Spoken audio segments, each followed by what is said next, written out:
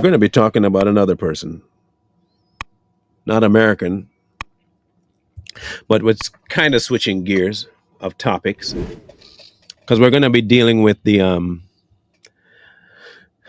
Epstein issue, but from a initially different perspective first. Um, I think it's been 4 years, 3 years, I believe, about that long. Um, Let me see here. I believe it's been about 3 or 4 years now we've tackled this. Yeah, 3 years ago, we had a discussion about Naomi Campbell, and the conversation revolved around her home at the time. And if many of you may have seen the house that she had the Eye of Horus built into a kind of a water feature in the front. The colors were kind of odd, and she was listed as one of the people that had pretty close affiliations to Mr. Epstein.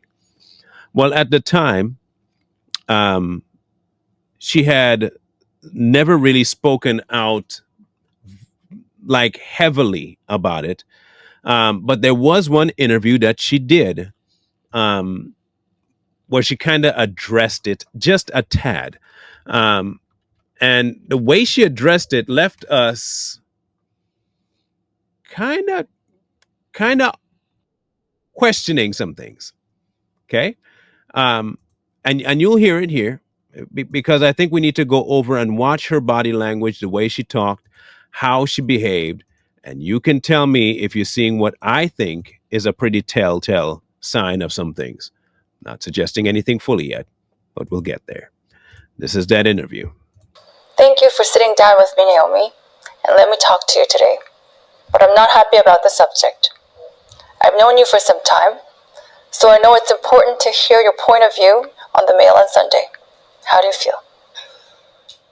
I was shocked by this article in Mail on Sunday. I've always said that I'm not a saint, that I am a work in progress, but I will not be held hostage by my past. Okay, let's start. let's start with that. Um,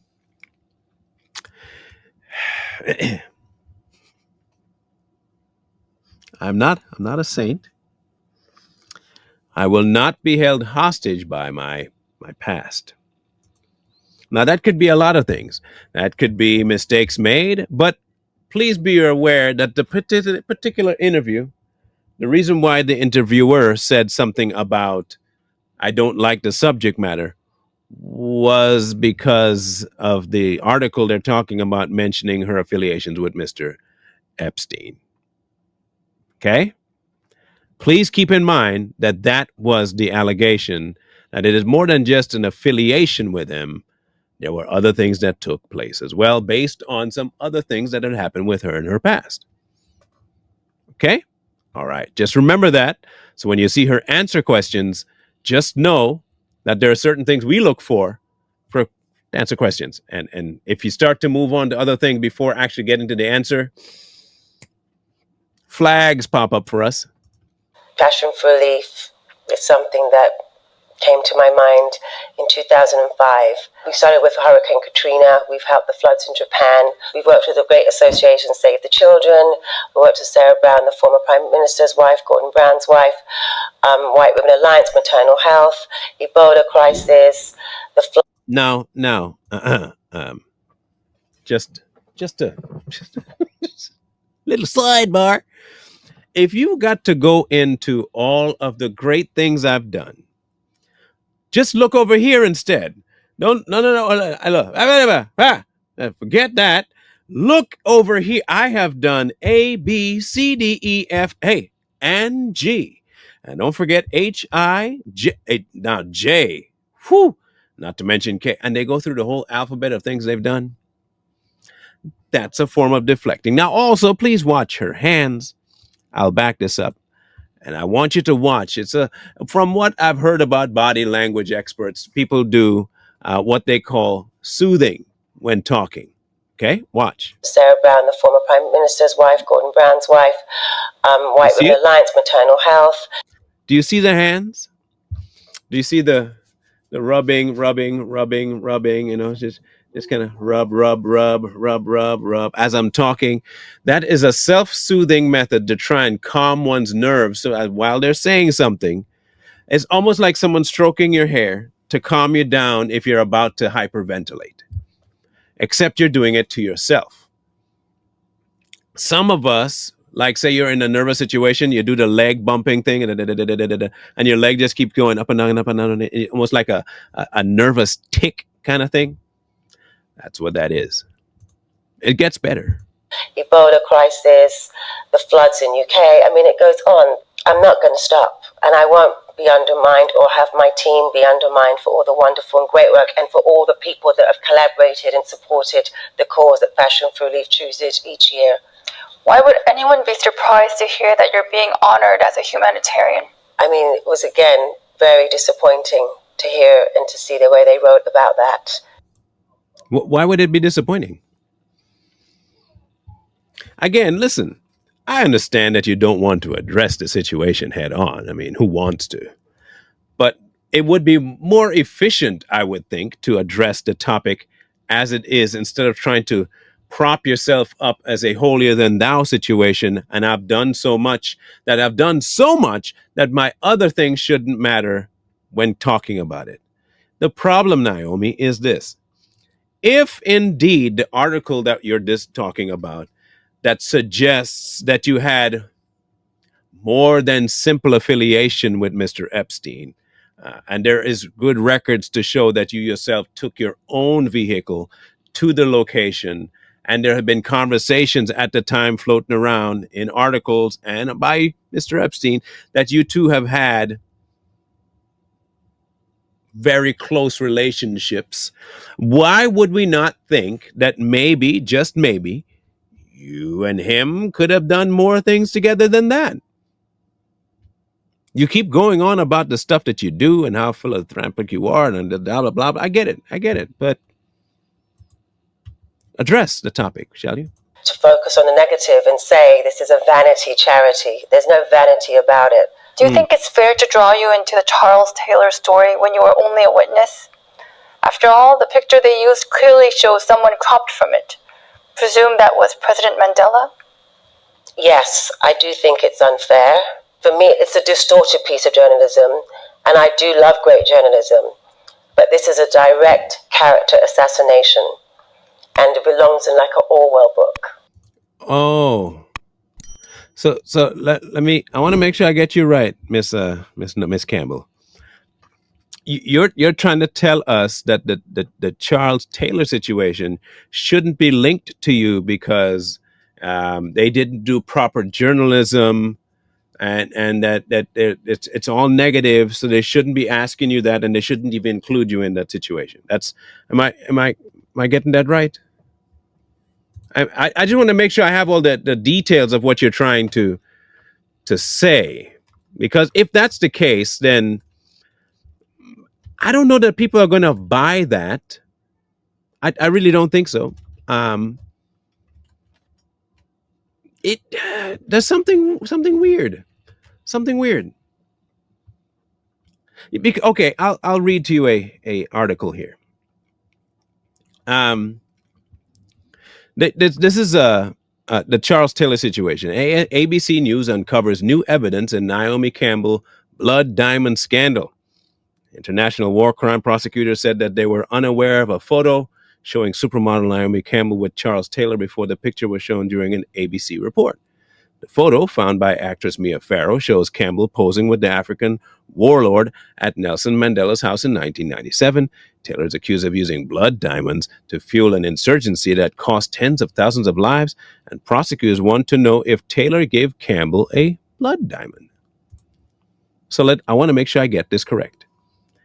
If an investigator or a journalist suspects that maybe that would be a question they have, and it would make sense, they shouldn't publicize that. They shouldn't speculate that at all. Okay, so then maybe they should ask, why are you taking a picture with a warlord? That's what we're going to ask you, and then we can leave it there and go forward. If a story like this doesn't take into account the person being interviewed, does it then become fake news? Well, it's pretty one-sided, and I don't want to get into that phrase, but I feel if you don't give the person the chance to speak for themselves and respond, I mean, this is a pretty established newspaper. Mm-hmm. You should give the person the right to respond to what your allegations are. But you notice what she didn't say? It didn't happen.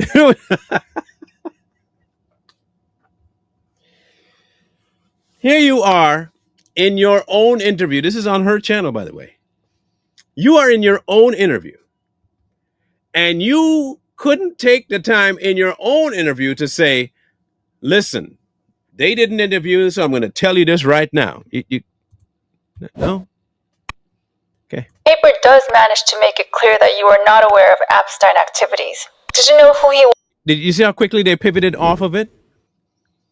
Let's not talk about the blood diamond. I just wish they had talked to me about it before publicizing it. You have the platform now. You have the interview now. Why wouldn't you say it?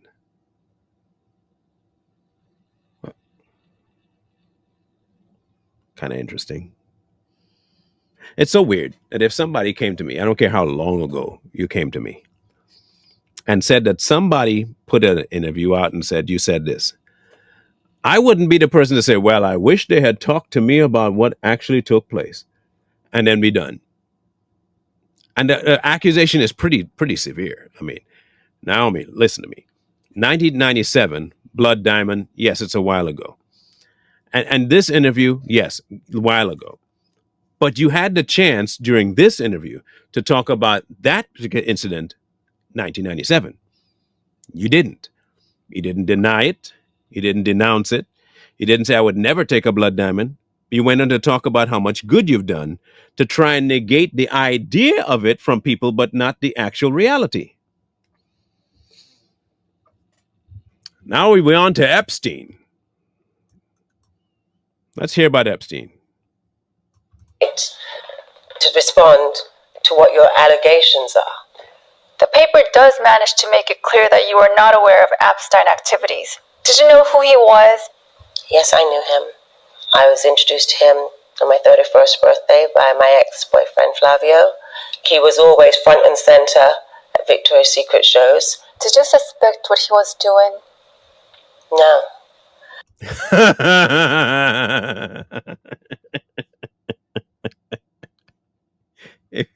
If y'all caught it, let me know. Let me know in the comment section if you recognized it. I'll play it back again. And I want you all to really, really investigate the facial expressions and everything about it with that no. Okay? Watch again. My ex-boyfriend Flavio. He was always front and center at Victoria's Secret shows. Did you suspect what he was doing? No. Did you see the swallow? Did you see the swallow? Let's do it again. And center at Victoria's Secret shows. Did you suspect what he was doing?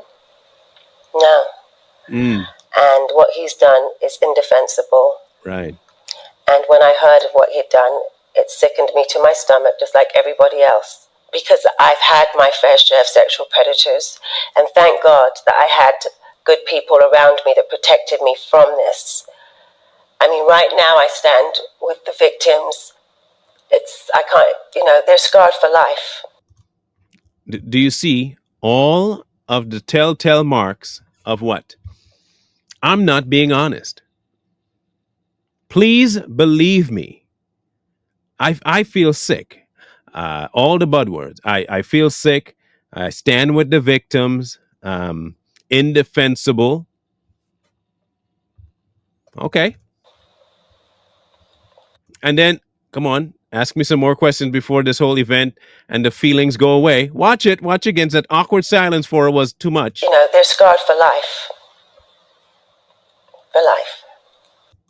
And what exactly is her head doing? Do you see the interviewer's head moving there? I'm going to play that again. We got to analyze this like nobody's business. They're scarred for life. You see? For life. How many people do you think you have rubbed shoulders with, as the Mail on Sunday put it? I've rubbed shoulders with hundreds of thousands of people. I mean, I find it extraordinary that of all the hundreds of thousands of people that I've stood next to take a picture at a public event, they've only chosen these few. It's good. It's ironic, isn't it? Well, maybe because of the kind of people that you took the picture with. Listen carefully. I'm not saying that you shouldn't have taken pictures with the people. I'm not saying who you can take pictures with. But dear Miss Campbell, supermodel lady, if you take pictures with a certain look, it's no different for anybody, including the current president. If you take a picture with somebody who has a very sordid record in their life, people go ask questions about why you taking pictures with that individual. And they have the right to speculate as long as the road is that you may have further affiliations, considering that you did by your own admission. I think it's very warranted that they ask those questions. What? You took a picture with a warlord. You don't expect people to ask, did you have any affiliation with the warlord?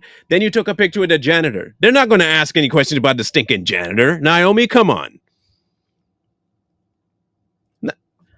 Logic. Going to be very difficult to be photographed at public events because you're going to think if you do take a picture, it's going to be taken out of context and used in a negative way. Then correct the context. You are a public figure. All you would have to do is say, this is what it was. If you don't like it, kick rocks. Boom. But no, the mere fact that you are coming forward to say, well, I don't know why you would cause such a big fuss about that. It's just because you understand why people, I'm not saying, look, I'm not even saying that you are guilty. I believe it, but I'm not saying that you are. But the mere fact that your reaction is this makes my viewpoint and belief feel like it has merit. That's all I'm going to say. So it's going to be sad for everybody. Has this article made you think differently about the state of journalism today? And did you think this one-sided way of reporting could then be considered sinister? Yes, I do. I mean, as I've said, I've met some great journalists and writers and done some great interviews over the years. Because they're on your side. Of course it'd be great. If anyone who saw me do Newsnight with Emily, I mean, they were tough questions, and I don't mind being asked tough and strong questions. What Emily did was stand-up journalism. That's an example for me as a stand-up journalist. Straightforward, tough questions, and I was happy to answer them. I cannot put this in the same boat and say this is journalism, especially as I was not given a chance to respond. It's not what I would have expected. I like the cuts. Naomi, then respond. Right. Maybe I think that's and I have the same problem that Court, and I think that's why we get along. We are overly hopeful that people would just, what's the word? Answer questions. It's a lost art. It is a lost art to just answer stinking questions, bruh. Look, listen here. Naomi. All you got to do is tell us why you took the picture. That's all you had to do. Like, I don't. Anyway. What would your conclusion be about this article? Let's call it for what it is. Yeah, what is it? This is a character assassination.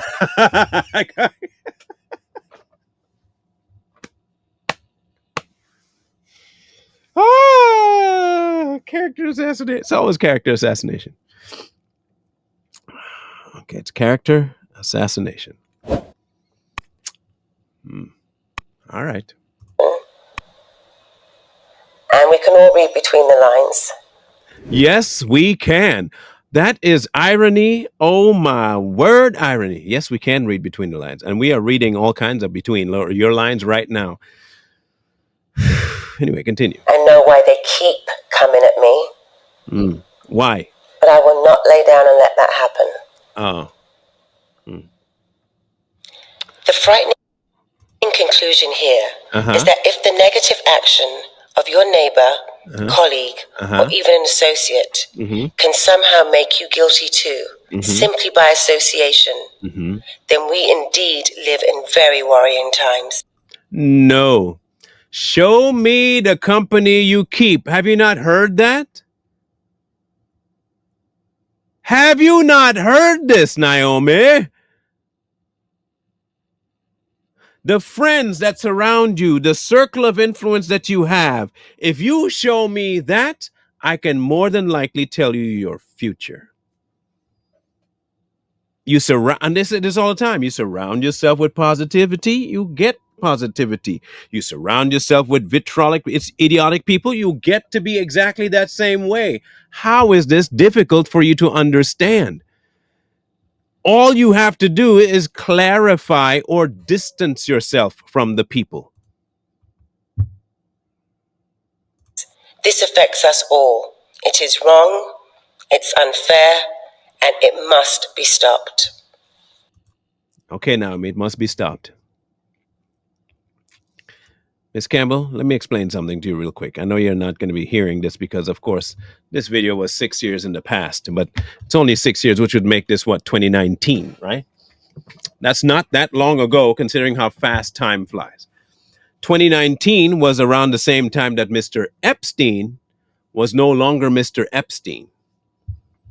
You see why the interview took place. Kind of ironic that it only took place after he was gone, but hey, who am I to judge? All I have to do is look at the people you surround yourself with, the people that you choose to be around. That's why we keep telling our kids the same thing. Be careful of the company you keep. I even said this early on. Friends will take you there, but they won't bring you back. Not everybody is after your interest. Some people don't like you, but they want to be associated with you to try and make you look worse than they do. That's all. That's called discernment, Naomi. Not judging, discernment.